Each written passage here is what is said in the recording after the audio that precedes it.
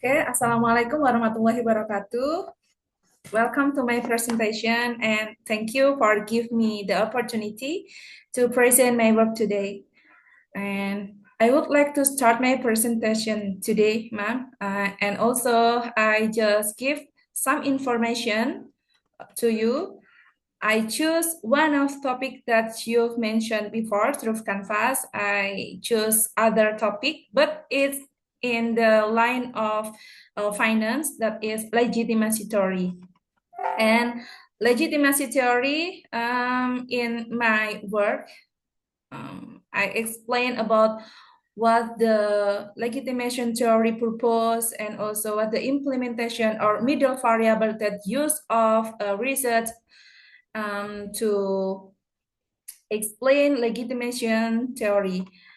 And my title for my work, Responsibility or Rhetoric Across Institutional Exploration of CSR and Sustainability Practices and Their Hidden Motives. So I would like to choose this title because I want to explore the corporate social responsibility and also the sustainability practice across all of institution, including small medium enterprises and also large enterprises, large corporation, and educational institution, and how the corporate social responsibility disclosure and green practices disclosure implemented in there, and what their hidden motives. Is it related or is it relevant with legitimation theory or not? And then first of all, I would like to explain the introduction of my work. Number one, this study explores green practices implemented by SMEs, large corporation, and educational institution that I was meant before in a moment ago. And then the focus the focus of my work is to understand how CSR and sustainability are practiced and whether these initiatives represent genuine responsibility or are mainly rhetorical strategies. And also the legitimacy theory overview. I start with this theory definition, and the legitimation theory is about companies need to be accepted by local community or by a citizen in one country or in international scale, and also stakeholders to survive in the long term. So this means legitimacy theory shows us how companies should be balanced, maintain their relationship with environmental, with citizen in the location of the company. And the purpose of the legitimacy theory to survive in the long term with the noble purpose.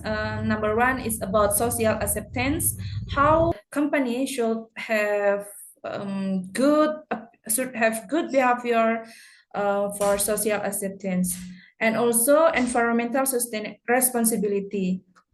All of the operational business or even is not business make produce some loss and also make impact or make negative impact for environment. So that's way company should have more responsibility, should have more awareness to maintain their walls and also environment and society. And then alignment with societal expectation. And this point is similar with the first point, that is social acceptance. It's because social expectation must be filled by company.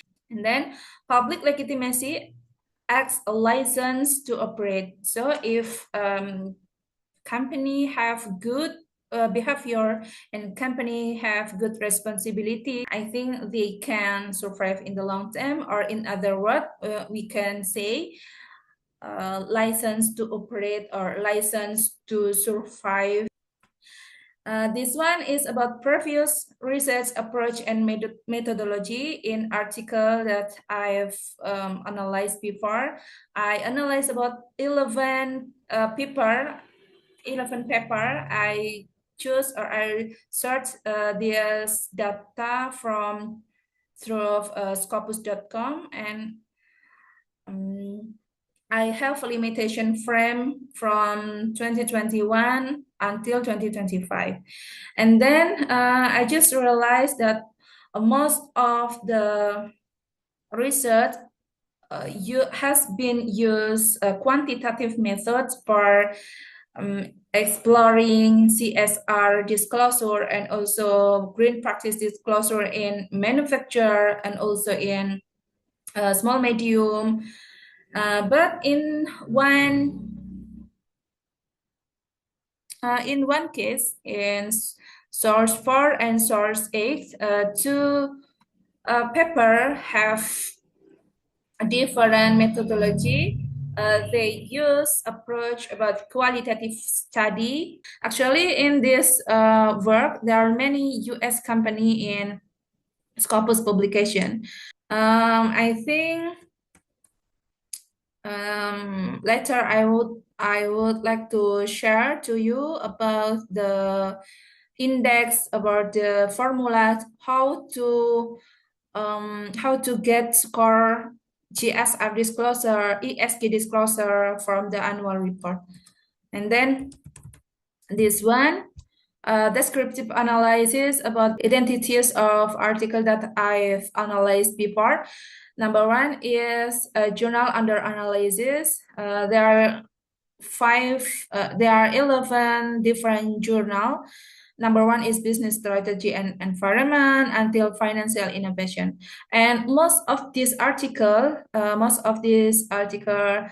in ranked in Q1. That means they have good quality and they have interest topic.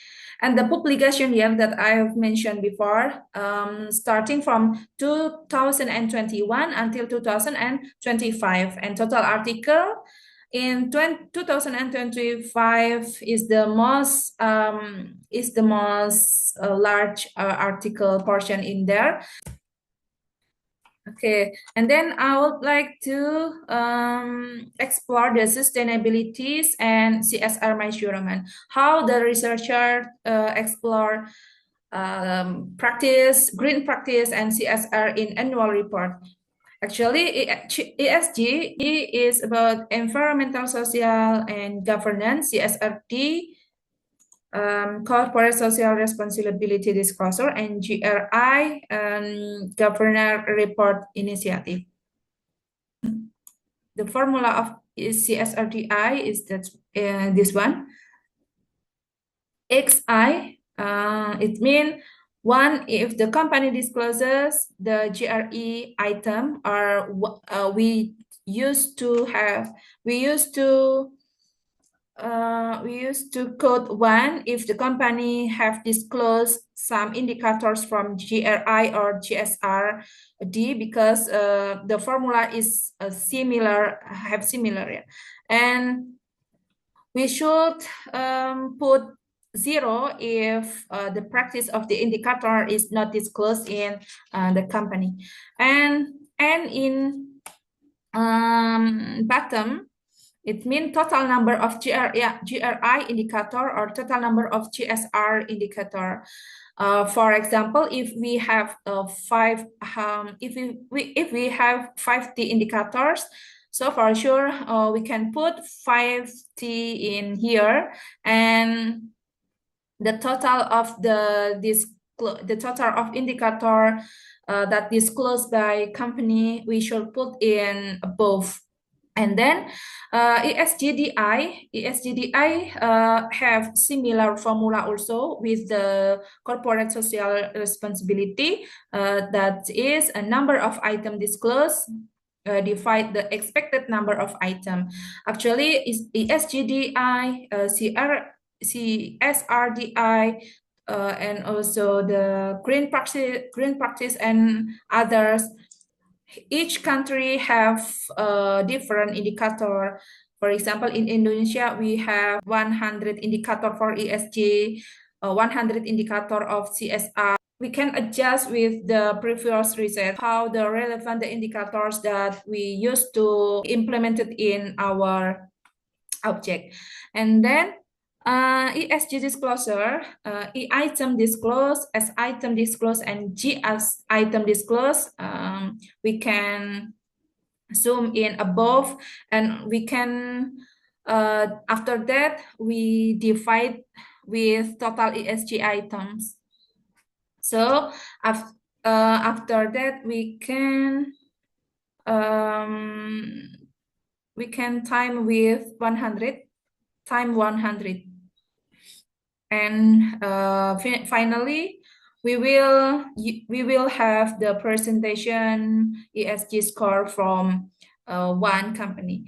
And the last formula, CO square intensity, that means CO, carbon dioxide emission, the total of carbon dioxide emissions, and we can divide in with total revenue. And finally, we know carbon dioxide intensity in one company. And then CSR responsibility or rhetoric.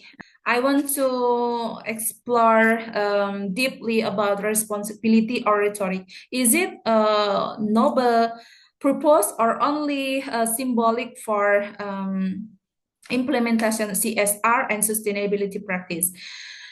And many CSR and sustainability practices globally are not driven by noble intention. Common hidden motives includes this from Cipollacci et al. 2025, and the first common hidden motive is gaining empathy from society. Company want to survive in the long term with gaining empathy from the society and enhancing corporate image. It's like image or impression management is a very bad way in my opinion, because company not to have noble intention, not to have responsibility for their impact. They only care about their image. They only care about the reputation of a company, so they can improve their business, and they can interest many investors for invest in the company. And number 3 is about attracting investor, and attractive investor that I have mentioned before. If company have good reputation about this responsibility disclosure, about a good reputation, for sure investor wants to invest in their company. And increasing stock value. Yeah, because it's really happened in several previous visits. Increasing stock value happened with several reasons, for sure. Number 1 is about profit. So, and then increasing stock value and prioritizing financial gain. Eventually, after they have empathy from society, enhancing corporate image, and attracting investor and increasing stock value, for sure the final result is about improve sales, improve the efficiency, and also improve the profit. And from the analysis, I divide practice of disclosure in terms of corporate social responsibility and also sustainability practice and green practice in 3 sections. Section 1 is bad practice, and section 2 in the middle is about moderate, and the last one is about good corporate governance, good disclosure, and it's not only symbolic legitimacy. It's about substantive, genuine legitimacy. This one about bad practice. The bad practice in several previous research, the countries or industry that show a major mismatch or CSR disclosure decoupling about CSR and green practices between reporting and reality. They are many different. They are very different or mismatched. It means company have good disclosure, company have good report for CSR and green practice, but in the reality, they have zero action. And relative many practice of symbolic legitimacy, greenwashing, and brownwashing. If you know, greenwashing and brownwashing is the instant action for company to cover their bad performance. For example, greenwashing. They only put report, but it's not reality. And brownwashing, they cover their bad impact for the environment. They cover the negative impact and they close the bad news for their company. That's about greenwashing and brownwashing. And I just found, and there are three countries that have bad practice of social responsibility disclosure and green practice. Number one is United Kingdom. In sector airlines, big airlines actually, BA, EasyJet, and Wizz Air, research by Kasim et al. And the bad practice of the iRace company, number one, clear inconsistency between reported messages and actual practices. So it's like mismatch or decoupling between the reality and the annual report condition about social responsibility and green practice. And then violation of labor rights, mass layoff. They do mass layoff their employee. And then number three, philanthropic claims do not reflect real CSR action. Philanthropy, they have like good image in their website and their annual report and several news about good philanthropy. There are many philanthropy activity, but many social media many social media review bad about the condition, about the CSR condition. And the strong indication of decoupling and fictitious CSR. And in the middle way, we have moderate practice of disclosure.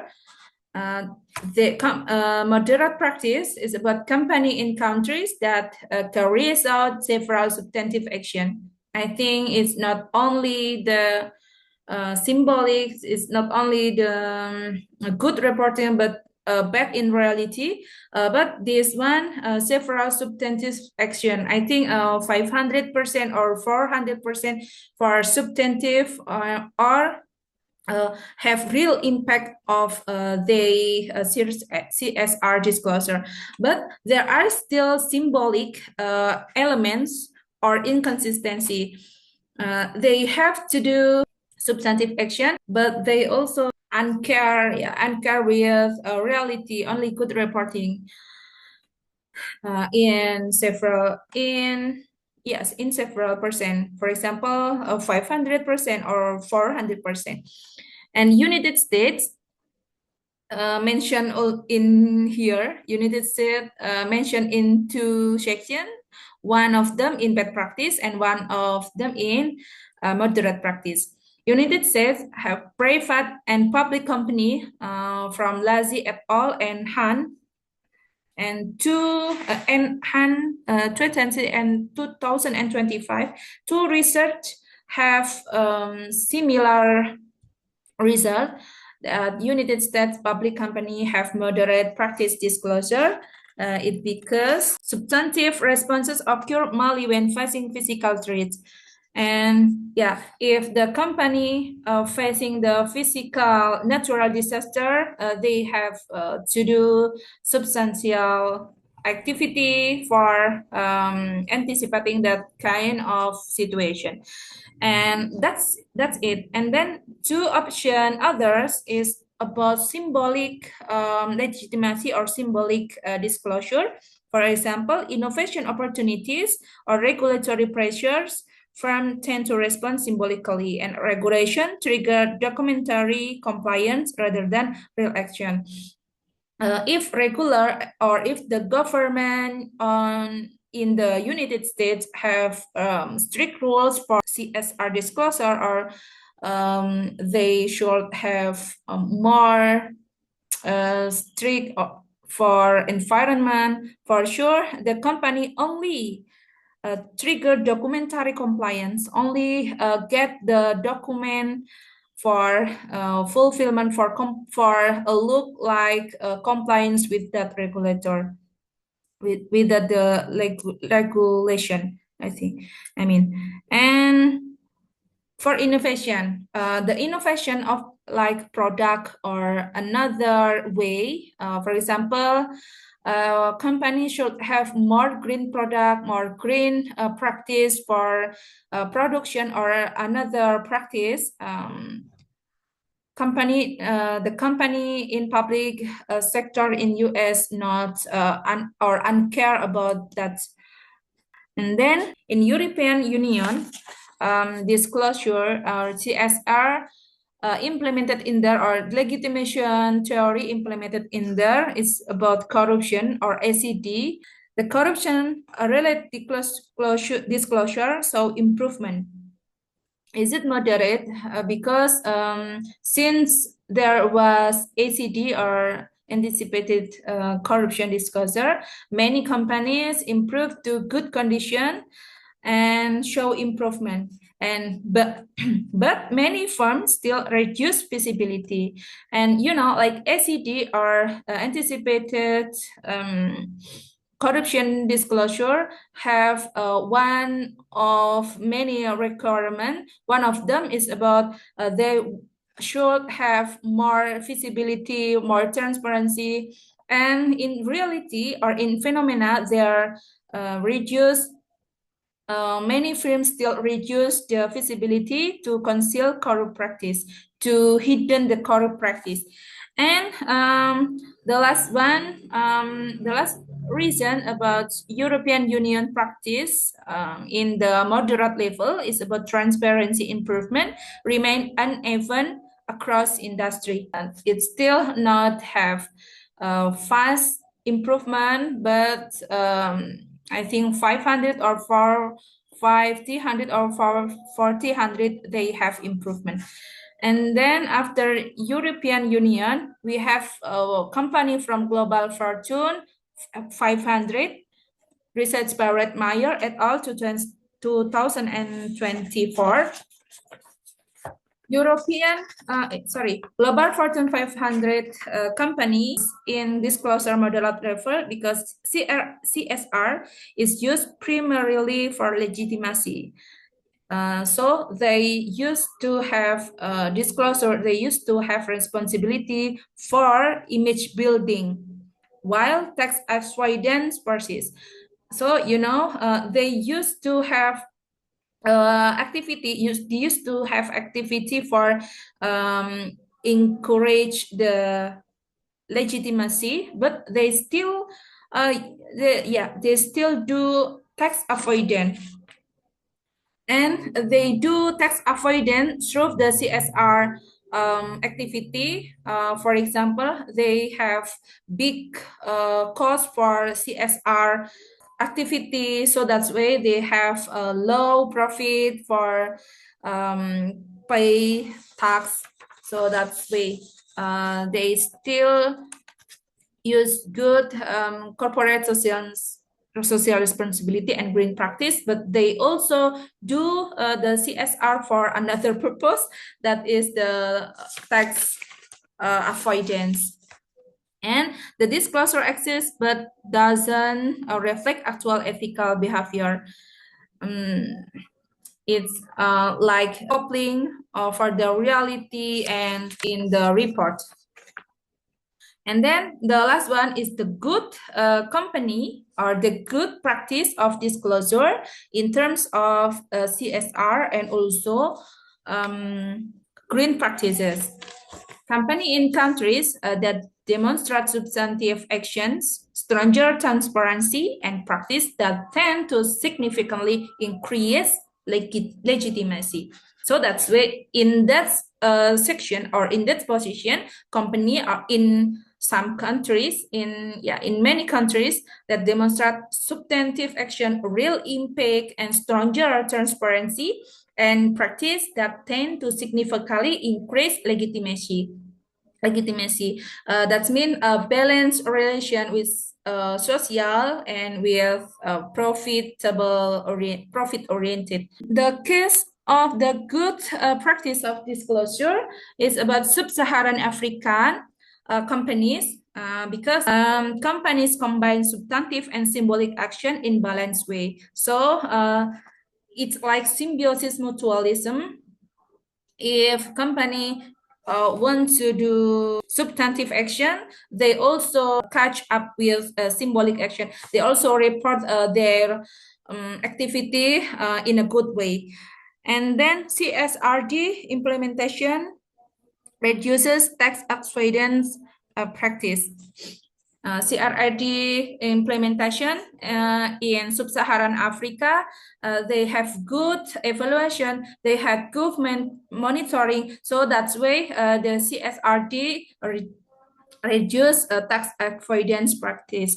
And the last one, why sub-Saharan Africa in the good level outcome are influenced by the quality of national governance. And then Australia Associate to advance collegiate schools business in Australia. Research by Sitoli et al. 2025. They have to public transparency embedded as part of accreditation standard. So accreditation standard must be fulfillment with AACSB. So that's why they have good disclosure, they have good corporate social responsibility, and then motivated by ethical leadership, quality improvement, and social responsibility. They also consider with good way about ethical leadership, quality improvement, and social responsibility. And last one, not merely image building. Disclosure is tied to real institutional improvement. And then in South Korea, South Korea, or they say chaebols for their company, they have good condition, they have good practice of disclosure because they have strong corporate governance, shareholder protection, board roles, audit committees, and CSR is used to strengthen local legitimacies. They have good practice and real practice of CSR. And the last one is demonstrates a real link between governance mechanism and CSR engagement. That's all about the analysis of a previous research journal reflection. I just have knowledge, I just have insight. So that's why not all companies have good practice of social responsibility. They also have in Indonesia we call topeng for interest, for trust the investor, and for profit oriented or for financial purpose. So that's why they should have internal and external company parties, for example, good auditor, and good institution for evaluation their practice to reach the real legitimacy and the real good green practice. And that's this one. I provide another specific green practice in the PT United Tractors Tbk in Indonesia. And they have trained company use CSR to strengthen public acceptance and legitimacy, but they have a substantive, they have real impact for do that kind of CSR. And number two, number three, K program. They have K program that is UTREES. That means United Tractors for Nature and Environmental Sustainability. So they focus to reforestation, conservation to improve environmental quality and reduce the emission. And number four, other CSR focus education, health, community, and economy. But in this work, I only put several activity of in terms of GSR in green practice or in reforestation and conservation. And then inside, CSR function as both sustainability action and image building strategies. So they have good understanding. They want to do CSR in a good way for two purpose. One purpose is noble purpose or sustainability action for sustainability environment, and the second purpose for building strategy in is a good balance. After they do several activity in terms of CSR and green practice, finally they earning public legitimacy in a good way and awards such as top CSR awards 2025 and EDX Channel Anugerah Inovasi Indonesia in 2024. So I should say the broader analysis so that many CSR and ESG disclosure don't fully reflect real practices and are often used mainly to gain public and investor trust, and therefore stronger internal and external enforcement mechanisms are needed to ensure that CSR commitments are genuinely implemented and aligned with regulatory expectation. Thank you, ma'am. That is all of my analysis about legitimacy theory and the practice of CSR disclosure, ESG disclosure. And I would like to end this presentation. Assalamualaikum warahmatullahi wabarakatuh.